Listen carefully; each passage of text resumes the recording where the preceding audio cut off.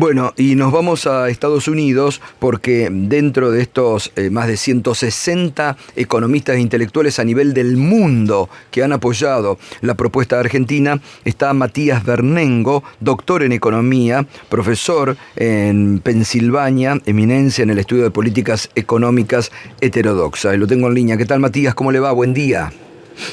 ¿Qué tal? Buen día, ¿cómo está?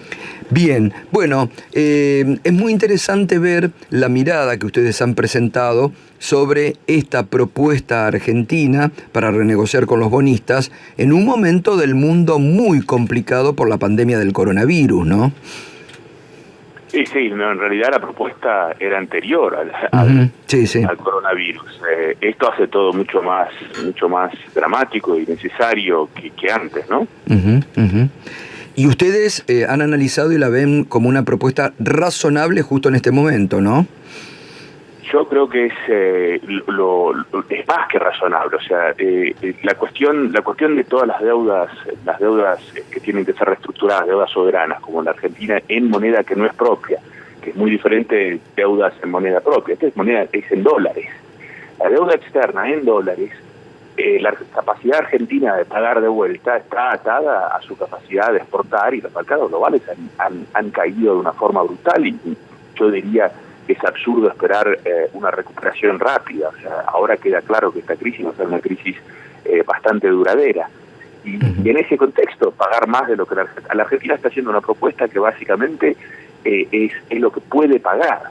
Entonces nunca se le puede pedir a un deudor más de lo que puede pagar.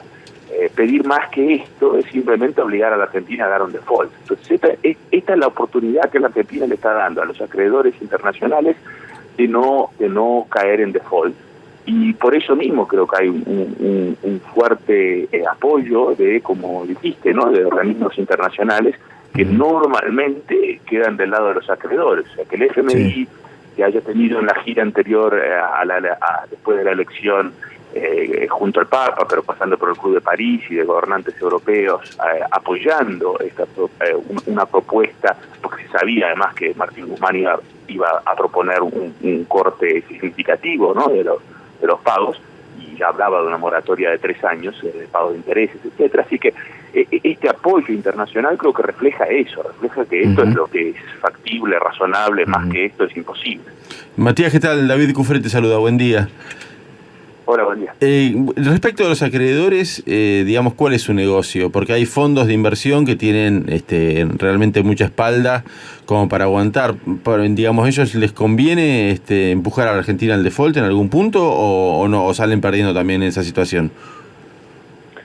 Y bueno, depende de la cantidad de bonos que tienen y cómo se los sacan de encima, ¿no? BlackRock tiene, parece que un cuarto, ¿no?, de los bonos argentinos. No sé, es verdad que hay agentes en el mercado financiero que juegan a un default, a comprarlo por nada y después ponernos en los tribunales. O sea, no, sin ir más lejos, el Elliott Fund del señor Paul Singer era justamente eso. Tienen su negocio, está hecho sobre ese tipo de inversión y les fue bien. Hay que decir la verdad que lo que hizo el gobierno Macri es que les dio incentivo a seguir manejándose de esa forma, porque le pagó a los fondos buitre en full. Entonces ese tipo de gente todavía existe. Para los grandes fondos que tienen los bonos ahora, yo diría que es un error. Que tienen grandes cantidades de los bonos, es un error. Que van a seguir presionando. O sea, si hoy se va a resolver esto y si vamos a dar default o no, o si va a extender la negociación, no sé decirlo.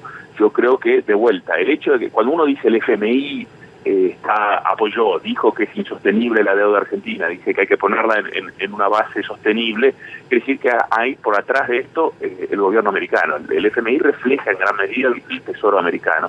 Entonces el Tesoro americano, y Mnuchin, el secretario del Tesoro americano, viene de Wall Street, trabajó en Goldman Sachs. O sea, las conexiones con Wall Street están. Me sorprendería que esto, o sea, no sería muy fuera de lugar que este tipo de apoyo viniera sin una comprensión de esto. Entonces yo estoy seguro que hay algún grado de comprensión entre los acreedores de que esto es una propuesta razonable. Si van a seguir empujándola un poco porque obviamente hay un grado de incertidumbre muy grande en la economía global. hay mucha gente que todavía cree equivocadamente en mi visión que el año que viene esto se despeja y volvemos a crecer y que está todo más o menos bien y que capaz nos pueden sacar más. Pero yo creo que es un error, no creo. Yo creo que vamos a tener 2 años muy duros. Matías, y respecto de Argentina, digamos, en la situación de que caiga en el default, ¿cuáles serían los costos?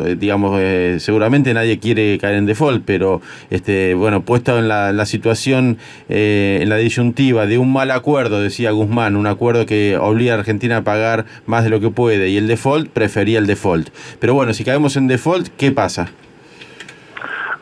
Hemos caído varias veces en el default. El default es en última instancia un mecanismo de renegociación de la deuda. Es un mecanismo extremo, pero, o sea, la gente por lo general, yo digo así, inclusive mis alumnos, ¿no? Creen, dieron el default, no pagan más. Yo no, dieron el default, hay un mecanismo muy lento de renegociación de las deudas. Normalmente la media de esto llevan como 15 años, nos tomó del 2012 al 2000, hubo uno en el 2005, en el 2010, y finalmente los Wister fue cuando en el 2016. O sea, nos tomó 14 años en terminar la renegociación del default previo, así que va a haber una renegociación muy lenta. En esa renegociación obviamente va a pasar lo que pasó la otra vez también, vamos a pagar menos a plazos más largos, o sea, justamente, y vamos a pagar lo que podemos, porque no se puede pagar más de lo que podemos. Y nos quedamos sin crédito externo, digamos. Pero quedamos sin crédito externo. Justo. Ahora, es un mundo diferente. Hoy, el otro día lo decía el presidente Alberto Fernández, hay cerca de 40 países que están en default, hay 170 países que están y van a tener, según el propio fondo, este año una caída en su PBI. Realmente es todo diferente a como hemos imaginado en años anteriores o a situaciones similares, ¿no?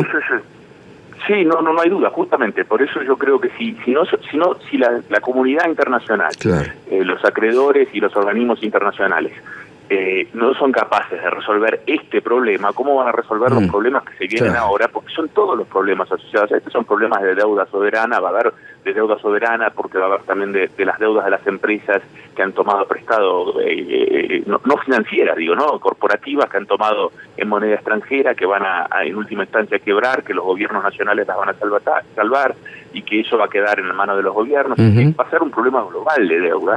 Y si no se puede resolver el caso argentino, que es el primero que está acá a la puerta, porque ya teníamos el problema de antes heredado del gobierno Macri, simplemente va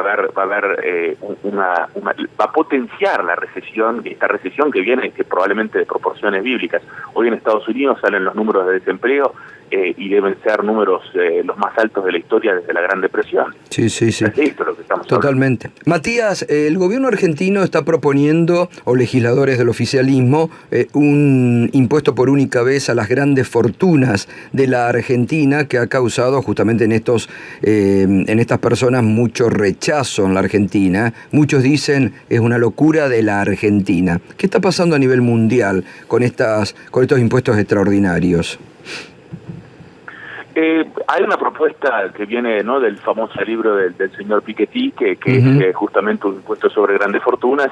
Se ha hablado mucho de eso. Hay en países en Europa impuestos a las grandes fortunas. En Estados Unidos los impuestos no son muy elevados, ni el impuesto de rédito, ni hay impuesto a las grandes fortunas.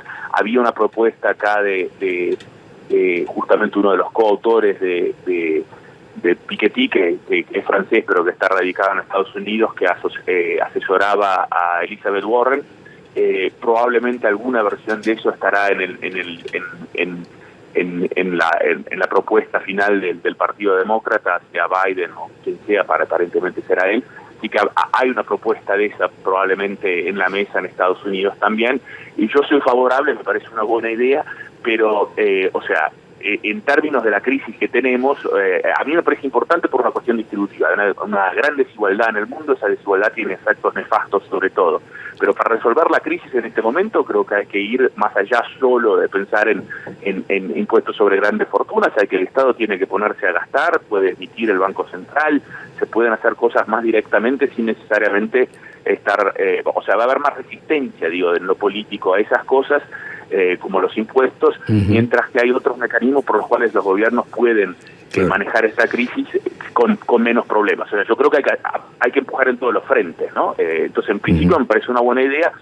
Hay algo de eso, hay menos de lo que había, porque los últimos 40 años globalmente ha sido un retroceso, ¿no? Del estado del bienestar y de la capacidad del Estado de cobrar impuestos, particularmente a la gente con dinero, ¿no? Totalmente. Matías, un gusto escucharlo, le agradecemos y le mandamos un fuerte abrazo desde Argentina. El placer fue mío. Muchas gracias. Matías Bernengo, doctor en Economía, profesor en la Universidad de Pensilvania, en Estados Unidos.